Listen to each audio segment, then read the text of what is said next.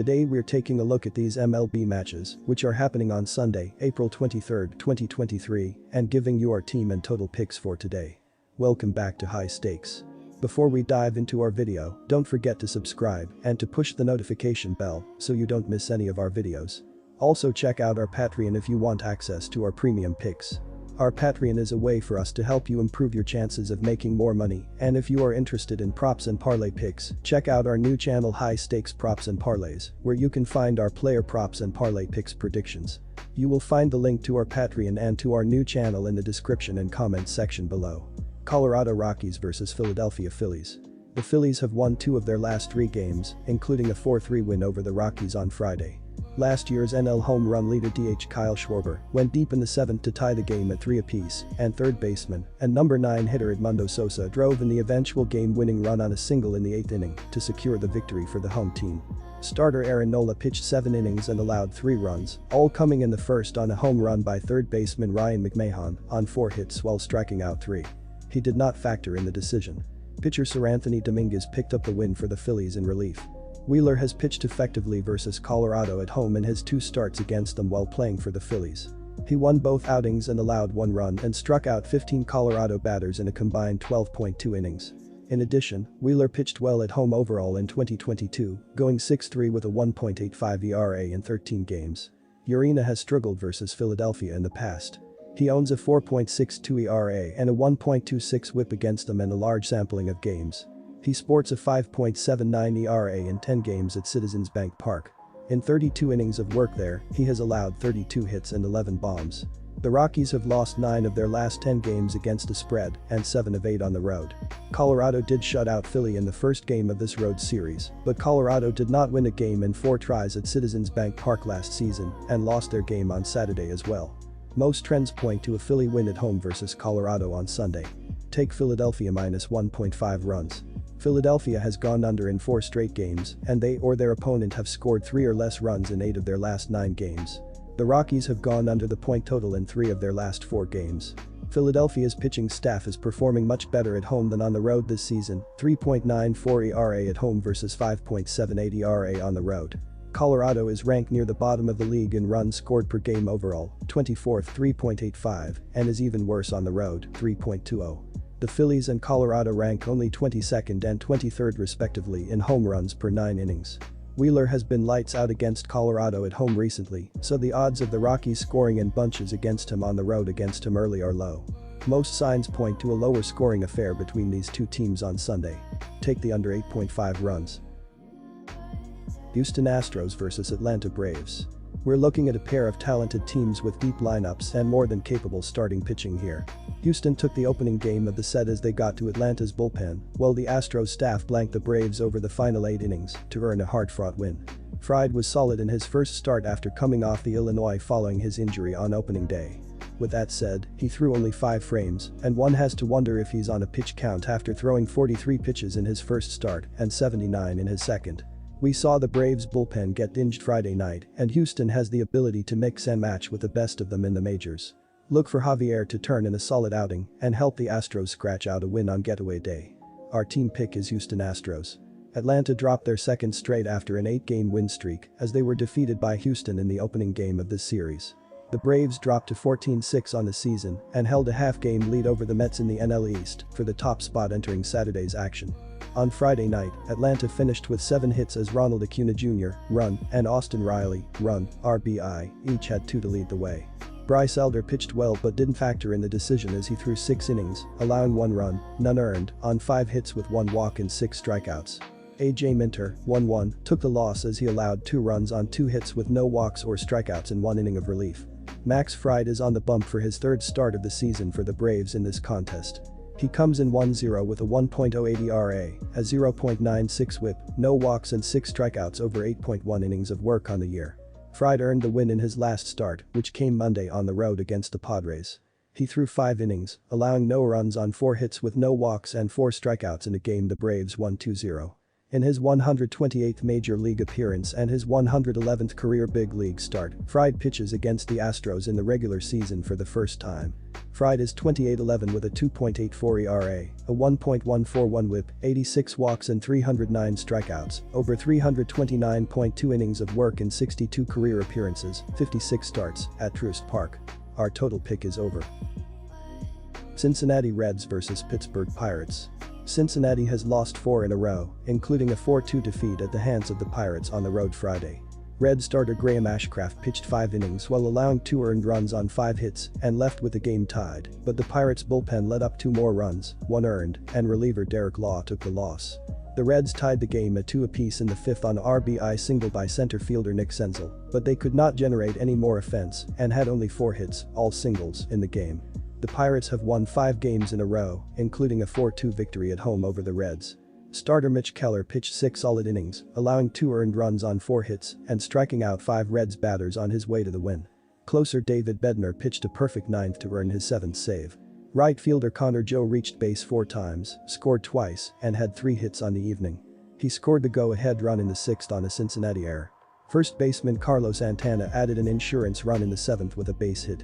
The Pirates won 12 of 19 games against the Reds last season and took 6 of 10 at home. They swept a 3-game series at PNC Park in September and won the first 2 games of this series. Cincinnati has struggled on the road, winning only once in 9 tries this season. They were swept by Atlanta in their last series away from their home stadium. Reds batters have hit only .222 in road games versus .247 at the Great American Ballpark in 2023. The Pirates have covered the spread in 5 straight games, and the Reds have lost 4 straight. ATS Green struggled in his last start against Pittsburgh, lasting only 3.1 innings and giving up 3 earned runs on 5 hits. Velasquez has not allowed a run and struck out 4 in 2.1 innings of work against the Reds at PNC Park. Look for the Reds' road woes to continue against the Pirates on Sunday. Take the Pirates .1.5 runs. Detroit Tigers vs Baltimore Orioles. Southpaw Matthew Boyd is expected to take the hill for the Tigers in the final game of this road set. He did not factor into the decision in a 4-3 win over the Guardians last Tuesday. He gave up 3 runs on 5 hits and 2 walks over 5 innings, striking out 4 in the process. All 3 runs came in the 4th inning, punctuated by a 2-run homer from Oscar Gonzalez. It was Boyd's longest outing of the year in 3 trips to the hill, and the veteran will take a 4.50 ERA and 11.9 KBB through 14 frames into this start against a potent Orioles lineup. Grayson Rodriguez will take the mound for the Orioles in the final game of this home series. Despite giving up 2 home runs in the first inning, Rodriguez pitched 5 innings, allowing 4 runs and 6 hits in a no decision. Rodriguez bounced back after an awful first frame by working in more of his changeup, racking up a career-high 8 strikeouts. The 23-year-old did not allow another run for the remainder of his outing, pitching well until being removed in the 6th. While Rodriguez struggled early with his command and velocity this season, this performance showed his potential to become an electric force on the mound for an up-and-coming Orioles team looking to make the jump in the postseason. He will bring a 6.91 ERA and 1.60 WHIP into this favorable start against a poor Detroit club. Grayson Rodriguez will take the mound for the Orioles in the final game of this home series. He will bring a 6.91 ERA and 1.60 WHIP into this favorable start against a poor Detroit club, but he has pitched far better than his numbers indicate. He racked up 8 strikeouts last week, and after giving up 4 runs in the first inning, fired 4 scoreless after that. He has the potential to be a frontline starter in the majors, as long as he continues to refine his approach on the mound. This is a good spot to work on that, facing a Tigers team that is 29th in ops and last in runs per game. I expect Rodriguez to pitch well here at home and the Orioles to come away with a big win. Take them by 2 or more. Our team pick is Baltimore Orioles minus 1.5 runs. Baltimore was one of the more surprising teams of the 2022 season, and they have come in right where they left off. They come into this game with a young but deadly lineup of hitters. Adley Rutschman is a future superstar, and second-year first baseman Ryan Mountcastle is off to a good start, cranking 6 home runs and 20 RBI. They will be top 10 in slugging for much of the year, as long as they can stay healthy. I like them to bang around Boyd early and often here, with a mediocre Tigers bullpen coming in and getting hammered as usual. Take the over here and a big Orioles win. Toronto Blue Jays vs New York Yankees. The New York Yankees have been doing an average job throughout the season as they are 17th in MLB with a .716 ops while scoring 4.38 runs per game up to this point. They have been menaces on the base paths as they have recorded 22 stolen bases on 28 attempts as a team thus far. First baseman Anthony Rizzo, .961 ops, 4 HR, has been on fire to begin the year and needs to keep producing at the top of the order. I understand Clark Schmidt has been dreadful on the mound, but he has not allowed an earned run in 3 appearances against them, including 2 last season, so it feels like he has a chance to correct his woes against a team he matches up decently well against. There is a major difference with how these bullpens have been performing throughout the first 3 weeks of the season, as the Blue Jays are 21st in the sport with a 4.35 reliever ERA, while the Yankees are second in baseball with a 2.32 bullpen ERA. This is not an exact science or anything, but the Yankees have not lost with the series on the line, and that continued yesterday as well. All in all, go with the New York Yankees to win as an underdog. There have been 12 total runs in the first 2 games of this series, so it feels like a stretch to expect an offensive explosion to happen out of the blue. Looking at the BABIP for both teams, neither is doing better than average, as the Yankees are down at 26th with a .269 BABIP, while the Blue Jays are 12th with a .307 BABIP right now. The under has hit in each of the previous 5 games between these teams played at Yankee Stadium, so go with the under here as well.